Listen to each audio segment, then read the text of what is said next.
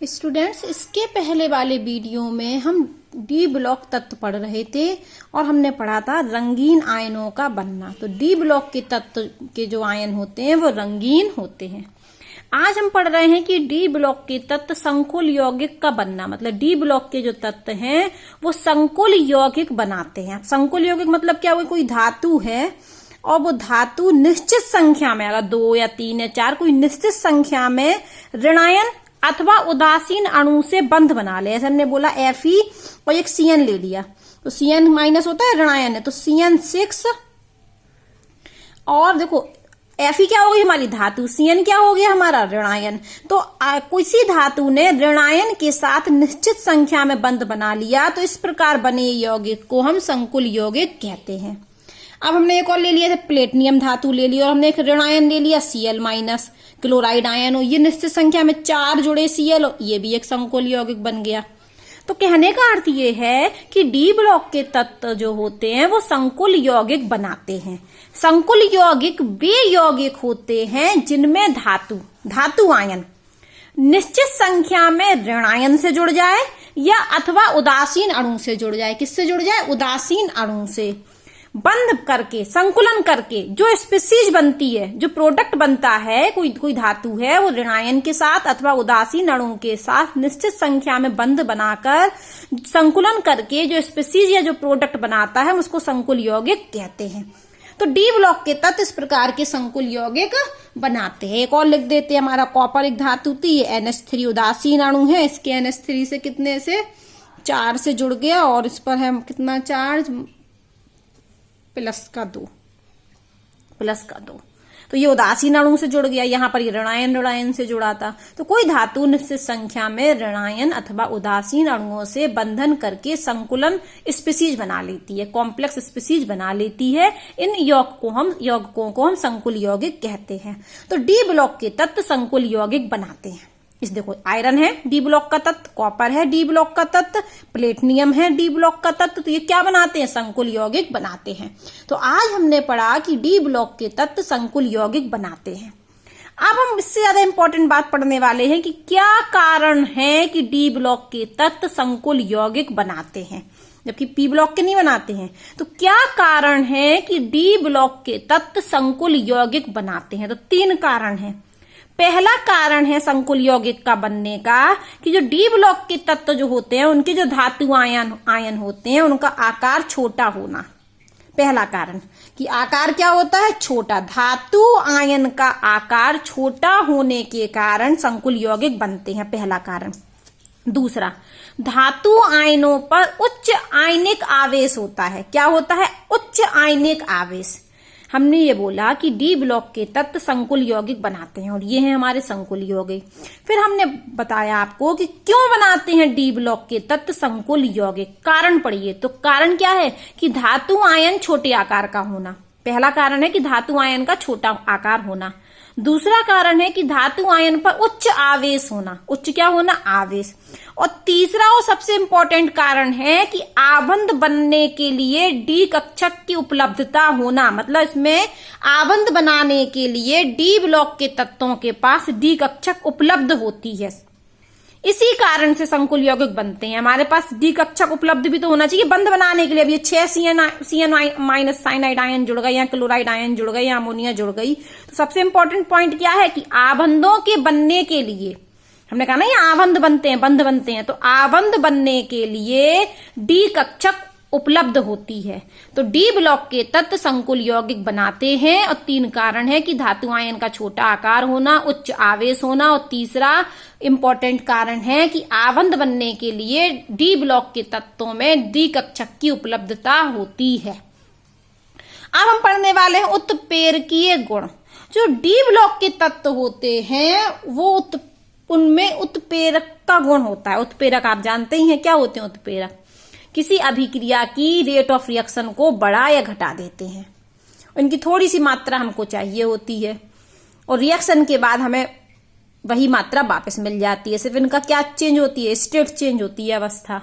तो उत्प्रेरक आप जानते ही हैं। तो डी ब्लॉक के जो तत्व हैं उनमें कौन सा गुण पाया जाता है? उत्प्रेरक। जैसे आप देखोगे, आप आयरन को यूज करते हैं उत्प्रेरक की तरह, प्लेटिनियम को यूज करते हैं, तो डी ब्लॉक के तत्व में उत्प्रेरकीय गुण पाए जाते हैं। अब फिर कारण है कि डी ब्लॉक के तत्व में उत्प्रेरकीय गुण क्यों पाए जाते हैं? तो डी ब्लॉक के तत्व में उत्प्रेरकीय गुण उनकी परिवर्तनशील ऑक्सीकरण अवस्था के कारण होता है। क्वेश्चन आ जाए कि डी ब्लॉक के तत्व में उत्प्रेरकीय गुण क्यों होता है, तो आप लिखोगे कि डी ब्लॉक के जो तत्व हैं उनमें परिवर्तनीय ऑक्सीकरण अवस्था प्रदर्शित करते हैं। डी ब्लॉक के तत्व परिवर्तनीय ऑक्सीकरण अवस्था प्रदर्शित करते हैं। इसी परिवर्तनीय ऑक्सीकरण अवस्था के कारण डी ब्लॉक में उत्प्रेरकीय गुण होता है।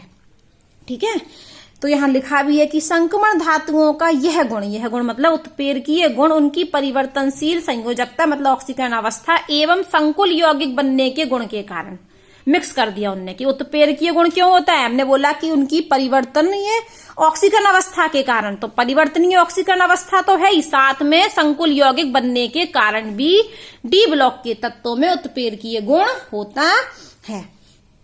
अब जैसे आपको पता ही है कि हैवर विधि है अमोनिया बनने की, उसमें आयरन क्या करता है? आयरन Fe उत्प्रेरक की तरह व्यवहार करता है।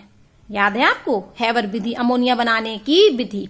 तो हैवर विधि में आयरन उत्प्रेरक की तरह व्यवहार करता है। क्यों करता है? क्योंकि आयरन में परिवर्तनीय ऑक्सीकरण अवस्था प्रदर्शित करता है।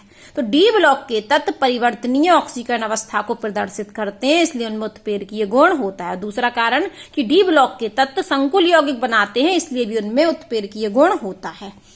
अब हम पढ़ते हैं कि होता क्या है, उत्प्रेरक करते क्या है। तो उत्प्रेरक जो अपना हमने यहां पर बोला कि परिवर्तनीय ऑक्सीकरण अवस्था प्रदर्शित करते हैं। सबसे पहले तो इनकी क्या होती है? मल्टीपल ऑक्सीकरण स्टेट होती है। डी ब्लॉक के तत्वों में क्या होती है? मल्टीपल ऑक्सीडेशन स्टेट, मतलब मल्टीपल का मतलब बहुत सारी, तो परिवर्तनीय ऑक्सीकरण अवस्था होती है किसमें? डी ब्लॉक के तत्वों में।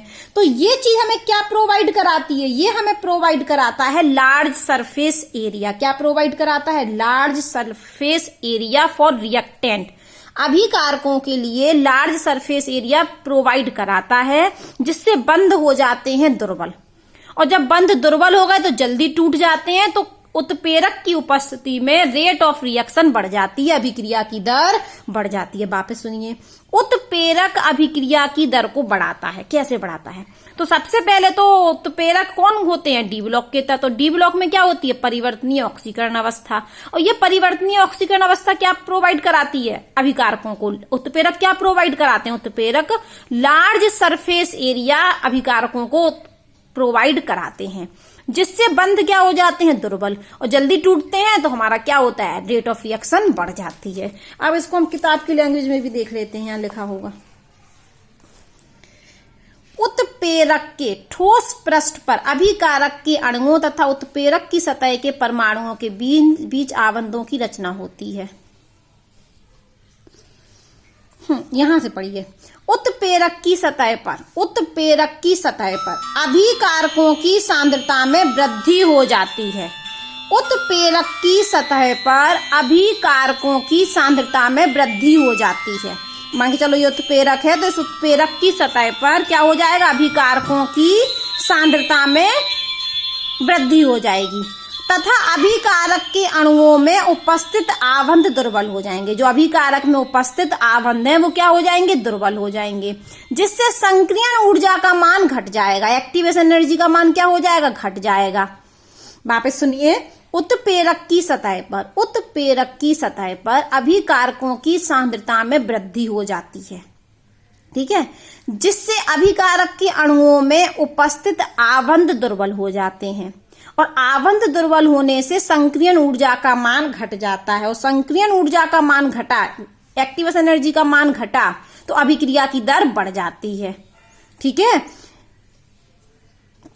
तो एक लाइन और पढ़ लीजिए। ऑक्सीकरण अवस्था में परिवर्तन हो सकने के कारण, क्योंकि ऑक्सीकरण अवस्था में क्या हो सकता है, परिवर्तन, क्योंकि डी ब्लॉक के तत्व परिवर्तनीय ऑक्सीकरण अवस्था प्रदर्शित करते हैं। तो डी ब्लॉक के तत्वों में ऑक्सीकरण अवस्था में परिवर्तन हो सकता है। तो परिवर्तन हो सकने के कारण संक्रमण धातु उत्प्रेरक के रूप में अधिक प्रभावी होते हैं। कोई हमसे पूछे कि डी ब्लॉक के तत्व ही क्यों उत्प्रेरक की तरह व्यवहार करते हैं, तो हम लिखेंगे कि डी ब्लॉक के तत्वों में ऑक्सीकरण अवस्था में परिवर्तन हो सकता है, या सीधे सीधे बोले कि डी ब्लॉक के तत्व परिवर्ती ऑक्सीकरण अवस्था प्रदर्शित कर सकते हैं। इसलिए संक्रमण धातु जो डी ब्लॉक के तत्व हैं वो उत्प्रेरक के रूप में अधिक प्रभावी होते हैं। तो क्या बोला मैंने कि क्या करते हैं ये, क्या करते हैं, परिवर्ती ऑक्सीकरण अवस्था प्रदर्शित करते हैं। मल्टीपल लिख सकते हैं, हम लिख सकते हैं वेरिएबल ऑक्सीकरण स्टेट, जिससे हमें क्या करते हैं, उत्प्रेरक की सतह पर क्या प्रोवाइड होता है, अभिकारक की सांद्रता बढ़ जाती है। उत्प्रेरक की सतह पर क्या होती है, अभिकारकों की सांद्रता बढ़ जाती है, जिससे अभिकारक में उपस्थित बंध क्या हो जाते हैं, दुर्बल हो जाते हैं, जिससे क्या होती है, एक्टिवेशन एनर्जी कम हो जाती है, और एक्टिवेशन एनर्जी कम हुई तो क्या हो जाता है, रेट ऑफ रिएक्शन बढ़ जाता है। तो यहां पर एक उदाहरण हमने लिया है, ये आयोडाइड आयन वाला। तो जो आयरन थर्ड है, कौन सा वाला, आयरन थर्ड, वो आयोडाइड आयन को, किसको, आयोडाइड आयन को आयोडीन में, और ये परसल्फेट को, किसको, परसल्फेट को सल्फेट में बदल देता है।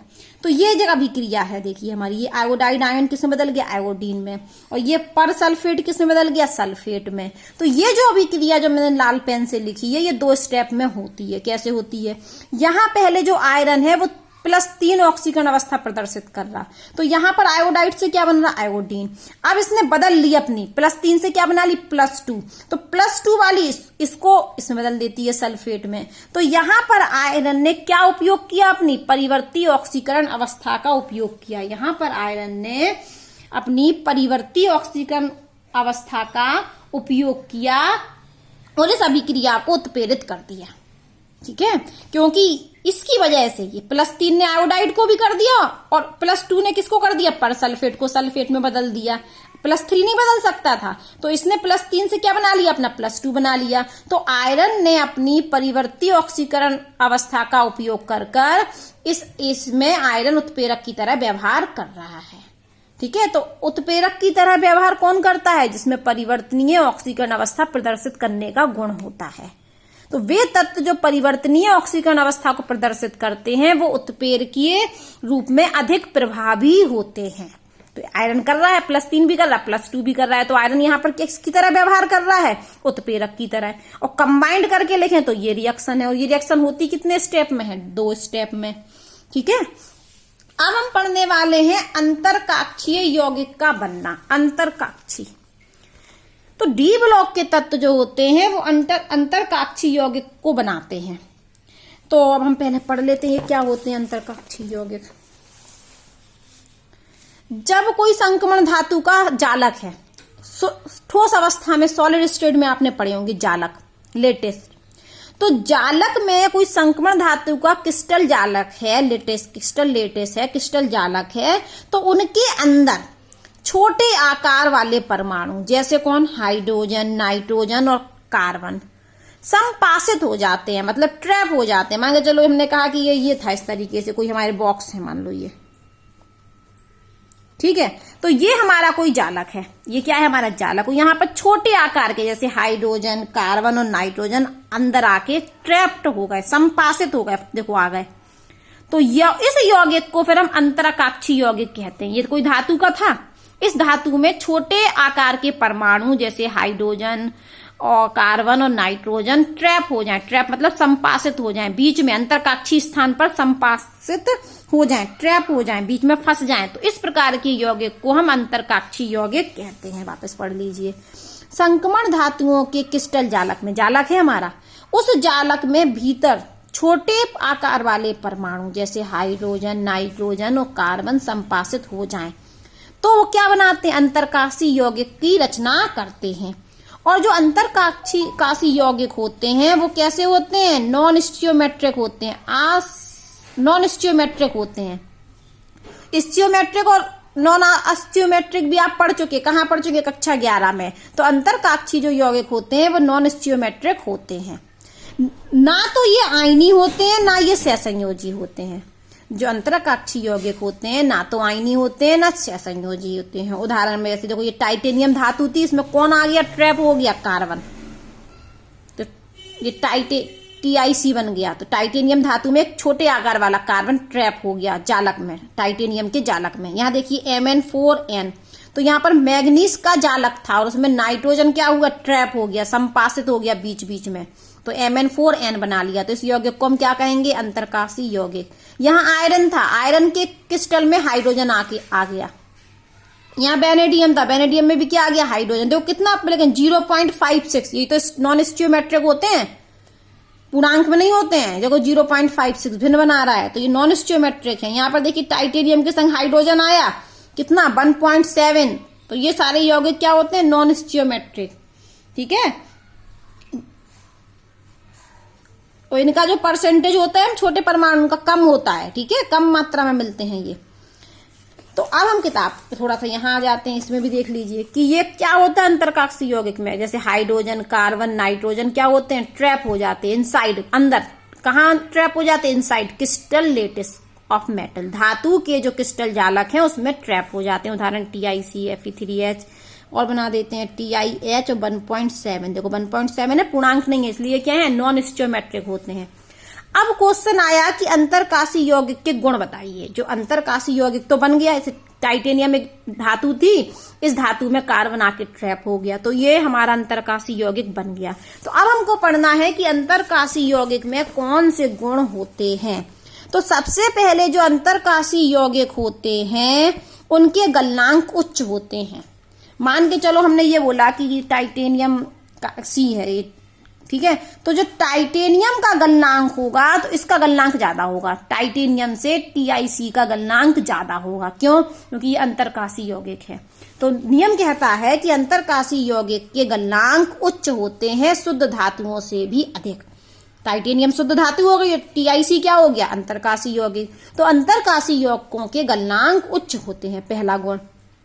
दूसरा कि ये जो अंतरकाशी यौगिक हैं ये कैसे होते हैं, अति कठोर। ठीक है, बहुत कठोर होते हैं। और इन यौगिक की धात्विक चालकता सुरक्षित रहती है, इन यौगिक की धात्विक चालकता सुरक्षित रहती है। और रासायनिक रूप से ये अंतरकाशी यौगिक निष्क्रिय होते हैं। तो अंतरकाशी यौगिक का क्या होता है, गलनांक बहुत ज्यादा होता है, ये अति कठोर होते हैं, इनकी धात्विक चालकता सुरक्षित रहती है और रासायनिक रूप से ये निष्क्रिय होते हैं। 4 गुण हैं ये हमारे। अब हम पढ़ने वाले हैं मिश्र धातु का बनना। मिश्र धातु आप जानते ही हो, मिश्र धातु बनती है, जैसे कि हमारा 1-2 उदाहरण होंगे आपके, कांसा है, पीतल है। पीतल में क्या होता है, कॉपर और जिंक 2 धातु मिलती हैं। देखो यहाँ पर अंतरकाशी यौगिक में क्या हो रहा है, एक धातु है, जैसे टाइटेनियम धातु है तो कार्बन क्या है, आधातु, इसमें भी मिक्स हो रहा है। अंतरकाशी यौगिक में भी मिश्रण हो रहा है, लेकिन एक धातु और एक आधातु का। तो लिख लेना, अंतरकाशी यौगिक में एक धातु है, दूसरी आधातु है। जबकि मिश्र धातु में अगर हम पीतल लें तो पीतल में कॉपर और जिंक है, तो दोनों धातु है। अंतर समझना, अंतरकाशी यौगिक में किसका मिश्रण होता है, एक धातु एक आधातु। यहाँ एक धातु एक आधातु, ये धातु ये आधातु। जबकि मिश्र धातु में दोनों धातु होती हैं। अंतरकाशी यौगिक में जो दूसरा तत्व आता है उसका परसेंटेज कम होता है, जबकि यहाँ दोनों का परसेंटेज ज्यादा होता है। ठीक है, तो ये तो अंतर बता दिया हमने। अब हम मिश्र धातु पढ़ते हैं कि अंतरकाशी यौगिक में परसेंटेज क्या होता है, कम मात्रा में मिलते हैं ये, जबकि मिश्र धातु में ज्यादा होता है परसेंटेज। अंतरकाशी यौगिक में एक धातु होती है और दूसरी क्या होती है, आधातु। किसमें,